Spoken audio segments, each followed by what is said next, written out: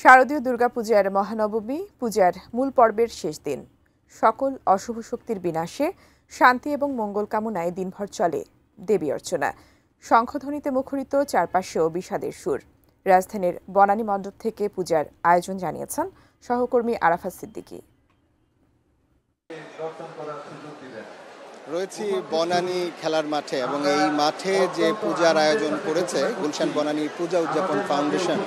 এই ফাউন্ডেশনের আয়োজনে জানেন যে দেশের শুধু ঢাকায় নয় বাংলাদেশের অন্যতম ব্যয়বহুল এই আয়োজনের আজকেই আনুষ্ঠানিকভাবে মহানবমীর আয়োজন যে আনুষ্ঠানিকতাগুলো সেগুলো শেষ হয়েছে, তবে উৎসব যথারীতি চলছে। বিজয়া দশমীর যে দর্পণ বিসর্জন বা অন্যান্য আনুষ্ঠানিকতাগুলো হবে সেগুলো জানবো এই গুলশান বনানী পূজা উদযাপন ফাউন্ডেশনের সভাপতি জে.এল. ভৌমিকের কাছে। দাদা, আগামীকালকের অনুষ্ঠান সূচিটা যদি একটু বলেন যে আগামীকাল কি কি? সকাল 8টা থেকে মায়ের কেনে সিঁদুর খেলা শুরু করব আমরা। এটা 10টা 11টা অবধি চলবে। তারপরে আরও কিছু আনুষ্ঠানিকতা আছে, করার পরে আমরা বিকালের দিকে আমরা আশুলিয়ায় এই বিসর্জন হবে। দর্পণ বিসর্জন তো সকালেই, এর আগে সকালে শুরু হবে, যতক্ষণ আমরা পারি চালিয়ে যাব।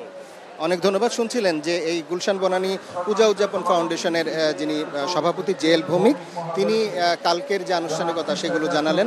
আজকের কিন্তু উৎসব যথারীতি চলছে এবং দেখতে পাচ্ছেন যে প্রচুর মানুষ এসছেন এই সরকারি ছুটির দিনে এবং মহানবমীর যে আনুষ্ঠানিকতাগুলো সেগুলো দেখতে।